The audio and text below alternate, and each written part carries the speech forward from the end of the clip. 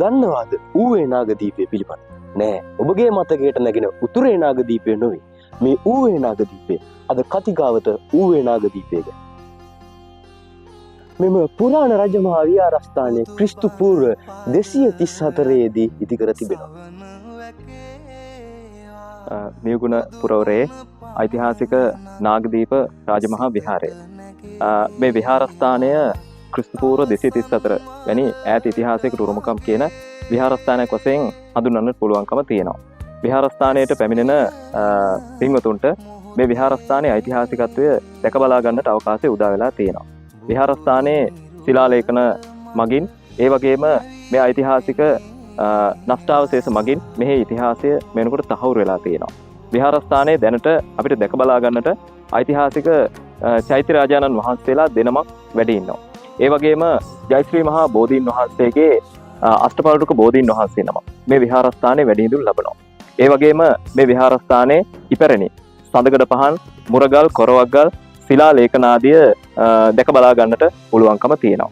කාවන්තිස්ස රජදවස නිර්මාණය වුණු චෛත්‍ය රාජානන් වහන්සේ මේනකොට නිර්මාණය වුණු චෛත්‍ය රාජානන් වහන්සේ මේනකොට යම් දුරකට ගරා වැටිලා ප්‍රතිසංස්කරණයට පත්ව කඳු මුදුනේහි දිස්සෙනවා අපිට දකින්නට පුළුවන්කම තියෙනවා. මේ චෛත්‍ය රාජානන් වහන්සේ තුල ලෞතර බුදුරජාණන් වහන්සේගේ නියදාතුන් වහන්සේ තැන්පත් කොට වැඩ හිඳින බවයි ජනප්‍රවාදී ඉතිහාසයේ සඳහන්ව පවතින්නේ. ඒ වගේම මේ පහළ මළුවේ වැඩ හිඳින චෛත්‍ය රාජානන් වහන්සේ දුටුගැමුණු රජතුමාණන් විසින් නිර්මාණය කරන ලද චෛත්‍ය රාජානන් වහන්සේ විදිහට හැඳින්වෙනවා. එතුමා එළාර විරෝධී අරගලය සඳහා පිටත්ව යන විට මේ විහාරස්ථානයේදී භාරයක් සිදු වුණු බවත් ඒ භාරය ඔප්පු කිරීම සඳහා විහාරස්ථානයට පැමිණ මේ චෛත්‍ය රාජානන් වහන්සේ නිර්මාණය කළ බවත් සඳහන්ව පවතිනවා.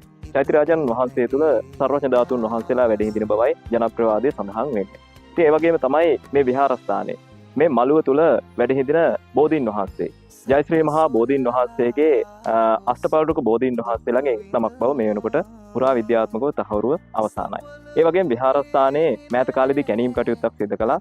ඒ කැණීම් කටයුත්තෙන් අනුරාධපුර යුගයේ සන්නිපාත ශාලාවක නටබුන් මේ වෙනකොට මතුවලා තියෙනවා. ඒ ස්ථානය අපිට දැක බලා ගන්නට තියෙනවා.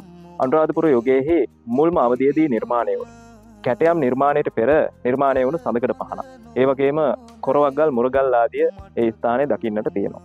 ඒ වගේම ඉහළ චෛත්‍ය රාජානන් වහන්සේ වැඩ හිඳින චෛත්‍ය මළුවේහි මේ වෙනකොට තවත් සඳකඩ පහණක් දකින්නට තියෙනවා.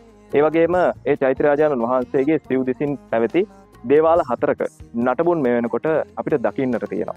ඒ වගේම විහාරස්ථානය ගැන ඉතිහාසයේ පිළිබඳව කියවන ශිලා ලේඛනයකුත් මේ විහාරස්ථානයේ මේ වෙනකොට දකින්නට තියෙනවා. ඒ වගේම ඉපැරණි චෛත්‍ය රාජානන් වහන්සේගේ ඡත්‍රය මේ වෙනකොට පහළ මළුවේ තැන්පත්ව හිඳින ආකාරය අපිට දකින්නට තියෙනවා. ඒ වගේම තමයි මේ විහාරස්ථානයේ තවත් බොහෝ නටබුන් ප්‍රමාණයක් මේ වනාන්තර්ගත ප්‍රදේශයට ඒ වගේම මේ නාගදීප ව්‍යාපාරය ආරම්භ කිරීමත් සමග වැව් ජලයට යට වී විනාශයට පත් ගොස් තිබෙනවා. ඒ වගේම මේ භූමිය තුල පොළොව යට බොහෝ නටබුන් ප්‍රමාණයක් තැන්පත් තියෙන බව අපිට දැනගන්නට අවකාශය ලැබිලා තියෙනවා. ඉතින් මේ විහාරස්ථානය ක්‍රිස්තු පූර්ව 234 දී ආරම්භ වුණු විහාරස්ථානයක් වශයෙන් මේ වෙනකොට පුරාවිද්‍යා දෙපාර්තමේන්තුව තහවුරු කරගෙන අවසానයි. මේ විහාරස්ථානයේ මීටත් වඩා බොහෝ විස්තර ඓතිහාසික තොරතුරු අපිට තවත් කැණීම් කටයුතු ආදී සිදු කළොත් දැනගන්නට අවකාශය ලැබෙනවා ඇති. බොහෝ ප්‍රමාණයක් මේ වෙනකොට වනාන්තරගතව විනාශයට පත්ව ගොස් අවසానයි. අඩවන් වූ දෙනෙත් ගල්නා මෙත් මුදිතා කරුණාධාරා තෙමා හද්ද ගලා යන මුතුරු ගුණ මහිමේ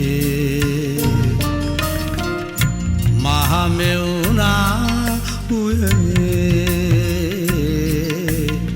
සමාධි බුදු පිළිමේ අඩවන් වූ දෙනෙත් මෙත් මුදිතා කරුණාධාරා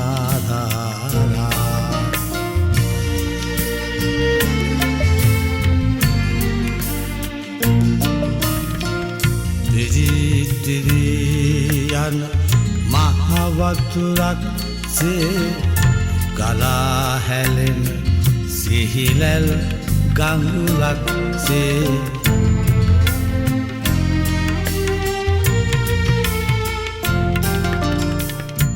මන් නිවාලන මේ භව කතරේ නිවන් සදාලන බුදු ගුණ මහිනේ මහමෙවුනා පුයනේ සමාධි බුදු පිළිවේ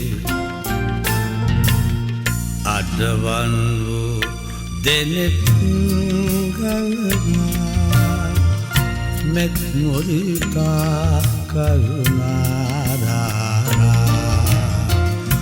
අදවන් වූ දෙනෙත් ගලනා මෙත් මුරිතා කරුණාධාරා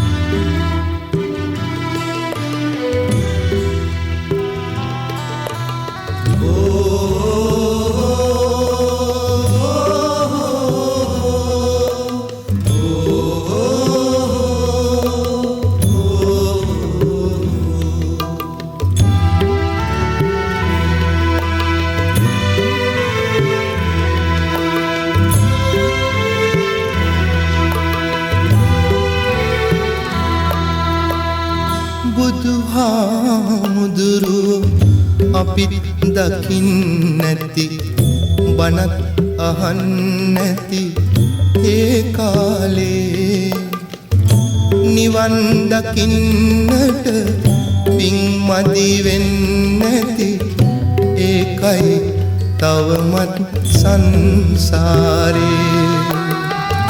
නිවන් දකින්නට පින් මදි වෙන්නැති ඒකයි තවමත් සංසාරේ